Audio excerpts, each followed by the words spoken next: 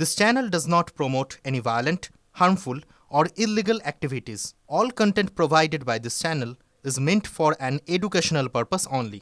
দিদিমণি কি বললেন প্রথমে কেউ ফর্ম ফিলআপ করবে না এদিকে বলছেন এদিকে বাঁ হাতে নিয়ে ফর্মটা নিয়ে রেখে দিয়েছেন টেবিলে আর ভর্তি করে জমা দিয়েছেন আর একজন মমতা বাবা ঠাকুর আছেন গুরুমা তিনিও মিথ্যা কথা বলছেন লোককে প্রতিশ্রুতি দিয়েছেন ওখানেও ভুল বুঝিয়েছেন যে আমরা আছি কেউ যাবেন না পালিয়ে এসছেন ওখানে ছেড়ে দিয়ে গরিব মানুষদেরকে নবসূত্র মতবাদের আবার এখানে ভুল বোঝাচ্ছেন যে সিএ তে ফর্ম ফিলআপ করবেন না এসআইআর ফর্ম ফিলআপ করবেন না আমি ওনাকে জিজ্ঞেস করতে চাই আপনি এমপি আপনার মেয়ে এমএলএ আপনার ফর্ম ফিলআপ করেছেন কিনা আপনারা করবেন ভোটার হবেন ভোট লড়বেন এমএলএ এমপি হবেন আর গরিব জনতা তারা ভোটারও হতে পারবে না নরেন্দ্র মোদী তাদেরকে ভোটাধিকার তাদেরকে নাগরিকত্ব দেওয়ার জন্য সিএ পাস করিয়েছেন 22 বছর পরে এসআইআর হচ্ছে যারা ভোটাধিকার পাওয়ার কথা প্রত্যেকের জন্য ভোটার হয় আর যারা উপর থেকে এসে ঢুকে পড়েছে এখানে লুট করছে যারা আমাদের এখন তাড়িয়েছে আবার পিছনে চলে এসছে এখানকার বাংলাদেশ বানাবার জন্য তারা যেন ভোটার লিস্টে ঢুকতে না পারে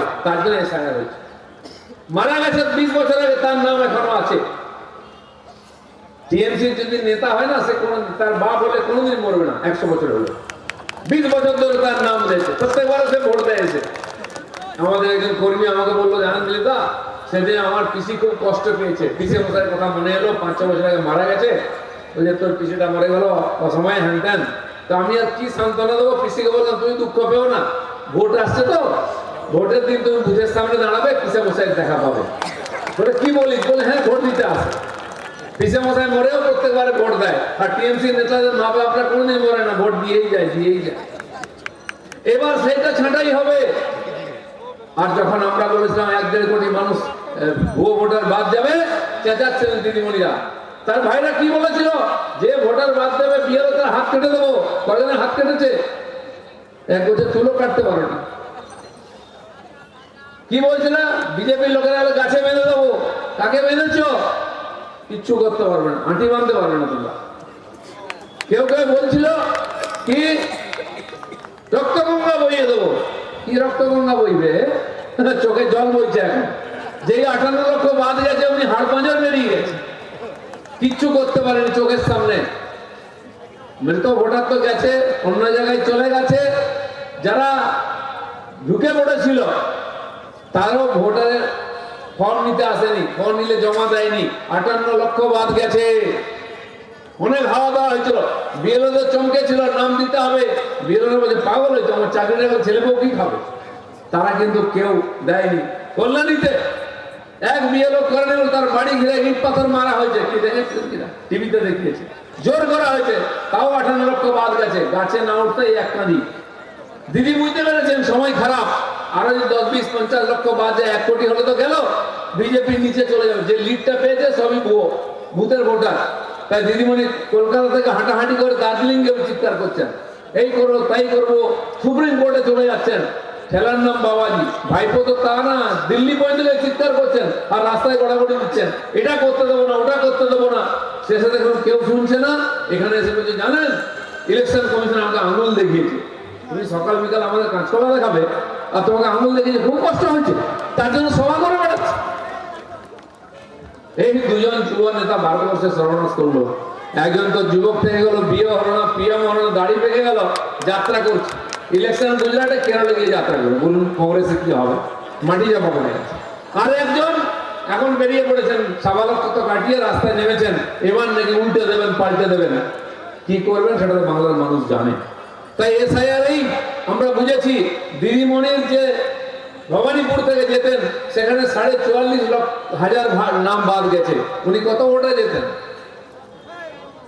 কেন যেতেন আমরা জানলাম যে নন্দীগ্রামে গেলেন ওখানকার লোক কানগুড়ে বাড়ি পাঠিয়ে দিল আপনি দিয়ে ওখানে মাত্র 10,000 মৃত ভোটার ছিল জিততে পারলেন না ভুয়ো ভোটাররা জিততে পারেন তার খুব প্রিয় ভাই মেয়র ববি হাকিম তার এলাকায় 66,000 বেরিয়েছে ভুয়ো ভোটার বুঝতে পারো তার আদলে 20-25-30% ভুয়ো ভোটার আছে এই যে 3 বার জিতেছে টিএমসি পুরোটা ভুয়ো ভোটারের ভোটে জিতেছে সিপিএম তাই করতো এবারে এসআইআর ভাই গুরুত্বপূর্ণ ইলেকশন কমিশন বলছে একটা নামও ভুয়ো ঢুকতে দেবো না আর অরিজিনাল ভোটারকে বাদ দেবো না গামছার মতো নেংড়াচ্ছে টিএমসি লোকের চোখ থেকে জল পড়ছে একটাও থাকবে না, জেনে রাখুন। আপনারা খালি লাইনে দাঁড়িয়ে ভোটটা দিন। আপনারা অনেকেই জিজ্ঞেস করেন আমাকে, দিলীপদা আমরা তো প্রত্যেকবারে বিজেপিকে ভোট দিই, আপনারা জিততে পারেন না। আমি বলি হ্যাঁ হ্যাঁ, এবার দিন জিতে যাবো। বলছে ভোটটা যায় কোথায়? ভোট যায় না কোথাও, ভোটটা বিজেপিতে যায়। তাই 2 কোটি 40 লক্ষ 2 কোটি 38 লক্ষ ভোট আমরা বারে বারে পেয়েছি। তারপরেও এই যে 50-60 লক্ষ ভোট বেশি, সেটা হচ্ছে ওই 1 কোটি ভুতুড়ে ভোটারের থেকে ভোটটা পড়ে যায়, তাই আমরা জিতেও হেরে যাই। এবারে কিন্তু তা হবে না। দরকার হলে কেন্দ্রীয় বাহিনী ভোটের রুমের মধ্যে থাকবে, বুথের ভিতরে থাকবে, ভুয়ো ভোটার ঢুকবে না, ফলস ভোট চলবে না।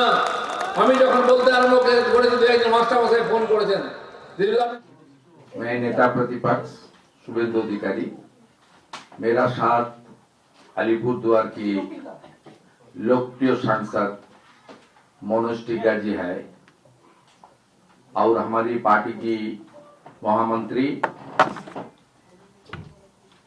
और फलाकाटा की लोकप्रिय एमएलए हमारे दीपक बर्मन जी मेरा साथ है। और भी मेरा साथ खास करके तोराईडुआर से लेकर हमारी जो टी गार्डन एरिया है नॉर्थ बंगाल में, বিহারে এসআইআর হলো, তখন থেকে চিৎকার চেঁচামেচি, এসআইআর হচ্ছে, এই ভোট চুরি হচ্ছে। আর ওই যুব নেতা বলছিল ভোট চোর, গদ্দি ছোড়, মোদিজিকে বলছে ভোট চোর, ভোট চোর, ভোট চোর। যখন ভোটের রেজাল্ট বেরোলো, মানুষ এমন ধুইয়েছে না, কংগ্রেসকে দূরবীন দিয়ে খুঁজতে হচ্ছে বিহারে। ইউপি, বিহার, মধ্যপ্রদেশে কংগ্রেস নাই, বাংলায় এখানে তো চন্দন দেওয়ার জন্য পাওয়া যায় না। একটা বাই ইলেকশনে মুসলমানরা জিতিয়ে দিয়েছিল টিএমসি কে টাইট দেওয়ার জন্য, সেও চুপি চুপি ওই গোয়ালে ঢুকে পড়েছিল। বউনি করতে পারেনি সিপিএম কংগ্রেস, যারা একদম ভুয়ো ভোটে জিতত। আর এবারে টিএমসি সুযোগ এসছে। আসুন, পশ্চিমবাংলার ভাগ্য পরিবর্তনের জন্য, আপনার ছেলে মেয়ের ভাগ্যের পরিবর্তনের জন্য বিজেপিকে জেতাতে হবে। সারা ভারতবর্ষ তারা বারবার বিজেপিকে জেতাচ্ছে, 3-3 মোদীকে প্রাইম মিনিস্টার করেছে এখানকার লোকেরা। আর আমাদের এই বাংলার ছেলে ভারত কেশরী ডাক্তার শ্যামাপ্রসাদ পশ্চিমবাংলায় তৈরি করেছিলেন জনসংঘকে। সেটাই আজকে ভারতীয় জনতা পার্টি, মোদীজি আপনাদের যে গ্যারান্টি দিয়েছেন, সেই গ্যারান্টি আমরা রক্ষা করি। সারা ভারতবর্ষের লোক মোদীর গ্যারান্টিতে বিশ্বাস করে। তাই বিহারের শেষ সপ্তাহ পর্যন্ত চলছিল কে জিতবে, বিজেপি জিতবে কি আরজেডি জিতবে। লোকে এমন মারলো ঝাড়ু, কাউকে খুঁজে পাওয়া যাচ্ছে না, বিজেপি বিজেপি বিজেপি চলছে। তো নরেন্দ্র মোদীর প্রতি মানুষের যে শ্রদ্ধা আছে, যে বিশ্বাস আছে, তার কারণ বিজেপি তিনি নেতা, সেই বিজেপি আপনাকে প্রতিশ্রুতি দিচ্ছে। আমরা আছি নরেন্দ্র মোদীর এখানে প্রতিনিধি, আপনার স্বপ্নকে সফল করব। আপনার যে অত্যাচার হচ্ছে, আপনার উপরে যে লুট হচ্ছে, আপনার অধিকার যে ছিনিয়ে নেওয়ার চেষ্টা হচ্ছে, সেটা আমরা ফিরিয়ে দেবো, তার প্রতিবাদ করবো। তাই গ্রামে গঞ্জে শহরে আমাদের কর্মীরা ঝাঁপিয়ে পড়েছেন। 2021 সালে নির্বাচনের পর যে অত্যাচার হয়েছে আমাদের কর্মীদের, এখন বহু কর্মী আমাদের বাড়িতে নেই, বাড়ি ভেঙে দিয়ে থাকার মতো নেই, বাংলার বাইরে গিয়ে কাজ করছে। সেটা ফিরবে আবার এই ইলেকশনে। বলছে দাদা যাই হোক, এবার ইলেকশনে এসপার ওসপার করতে হবে, আবার এসে কাজ করবো। খালি আপনারা আমাদের সাহস দিয়েছেন, আপনারা সমর্থন করেছেন, আশীর্বাদ করেছেন বলে আমরা বড় বড় কথা বলছি। নরেন্দ্র মোদী প্রধানমন্ত্রী হয়েছেন, এখানে এমপি এমএলএরা বসে আছেন, সবই আপনাদের আশীর্বাদ। যেভাবে এতদিন শক্ত হয়ে আমাদের পেছনে দাঁড়িয়েছিলেন, আবার দাঁড়ান। আপনারা যেটা চেয়েছেন দিন 2026 সালে সেটা সফল হবে। আর এখানে ডবল ইঞ্জিন সরকার হবে, বিজেপি সরকার হবে। আর সেই বিজেপি এখানে সোনার বাংলা গড়বে, যে বাংলার স্বপ্ন আমরা দেখেছি এতদিন। এই কয়েকটি কথা বলার ছিল, আপনাদের সবার সঙ্গে দেখা হলো, খুব ভালো লাগলো। ভালো থাকুন, এগিয়ে থাকুন, বিজেপিকে জিতিয়ে থাকুন। ধন্যবাদ। भारत माता की। बिहार का तूफानगंज एरिया जहाँ कुछ टी गार्डन है और पूरा अलीपुरद्वार, पूरा जलपाईगुड़ी डिस्ट्रिक्ट, इसमें इसको स्वीकार करने का मांग और रिक्वेस्ट मैं दोबारा आज सीसी गणेश कुमार जी को लिखा है। जो हियरिंग के दौरान टी गार्डन का वर्कर्स लोग को दूसरा कोई डॉक्यूमेंट नहीं है,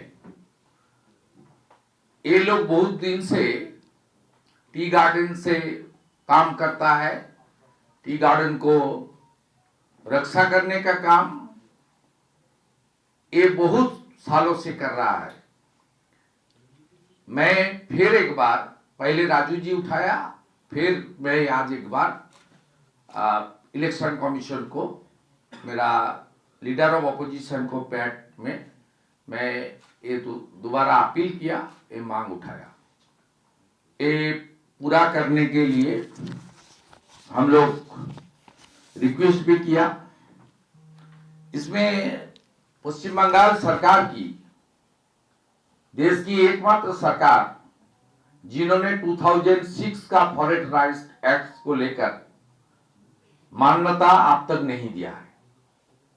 प्रदेश के मुख्यमंत्री तीन बार बांग्लादेशी मुस्लिम घुसपैठिया रोहिंग्या को वोटर लिस्ट में रखने के लिए, एसआईआर बंद करने के लिए उन्होंने तीन बार लेटर लिखा, लेकिन एक बार भी टी गार्डन वर्कर का इस एसआईआर प्रक्रिया जो प्रोसेस चल रहा है, हियरिंग चल रहा है, उसमें ये मांग नहीं उठाया है। इसलिए नहीं उठाया है, ममता बनर्जी की सरकार, उनकी पार्टी दार्जिलिंग से अलीपुरद्वार तक टी गार्डन वर्कर का सपोर्ट उनको नहीं मिलता है। इसलिए जितना भी आदिवासी है, गोरखा है, राजवंशी है, हमारी जितना भी चाय बागान की मजदूर है, उनको लिए एक बार भी लेटर में भी नहीं जिक्र किया और पत्रकार सम्मेलन, सार्वजनिक मीटिंग में भी नहीं उठाया। इसलिए राजू जी जो बात उठाया था, मैं फिर एक बार आज दिल्ली में सीईसी के साथ इस बारे में मैं अपील किया है। मेरा पूरा उम्मीद है इलेक्शन कमीशन हमारी ये जो लेजिटिमेट रिक्वेस्ट अपील इसको पूरा करेगी और उनका हियरिंग के दौरान जो दिक्कत हो रहा है वो बंद होगा और हमारी जो फाइनल मतदाता सूची आएगा उसमें सबका नाम रखने के लिए इलेक्शन कमीशन अपने ऑफिशियल तरीके से कदम उठाएगा। यही हम लोग का एक ये बात था। बाकी हमारी मनोज टिग्गा जी ने बताएगा जिस तरीके से टी गार्डन तो तृणमूल का सरकार का पीरियड में पूरा खत्म हो गया, आपको मालूम है। बहुत सारा टी गार्डन बंद है, बड़ा टी गार्डन। यहाँ नागराकाटा का एमएलए भी है, यहाँ हमारा कालचीनी कुमारग्राम का एमएलए भी है। किस तरीके से फलाकाटा का एमएलए की भी अंदर बहुत चाय बागान आता है, सिखादी भी यहाँ है। इसमें बहुत सारा चाय बागान बंद हुआ है। हमारी जो डुअर्स टोन्ना है उसका सामने प्रोटेस्ट भी चल रहा है आज पिछले 3 दिन से। और जो चाय बागान अभी चल रहा था उसमें पिछले 4-5 महीने से उसको सैलरी भी नहीं मिल रहा है। इसको लेकर मनोज टिग्गा जी ने आपको विस्तार से बताएगा। बाद में मैं ऐड कर दूंगा। मनोज टिग्गा जी ने हमारी labour minister government of India Mansukh Mandaviya day before yesterday उन्होंने सिलीगुड़ी में मीटिंग किया ये हालत को देखते हुए। और ये सैलरी और मैनेजमेंट ये स्टेट का लेबर डिपार्टमेंट के अंदर आता है। हमारी पूरा के पूरा जो टी गार्डन का मैनेजमेंट और लेबर का जो इशू है इसको पश्चिम बंगाल का लेबर डिपार्टमेंट के अंदर आता है। इसलिए पश्चिम बंगाल का लेबर डिपार्टमेंट तो कुछ काम करने वाला नहीं है, आपको पता ही है। चाय बागान को ममता बनर्जी ने 25% सेल आउट करने के लिए उन्होंने पूरा के पूरा माने जो हमारा असेंबली में कानून लाकर पारित कर दिया। वहां रेस्टोरेंट बन रहा है, बार बन रहा है,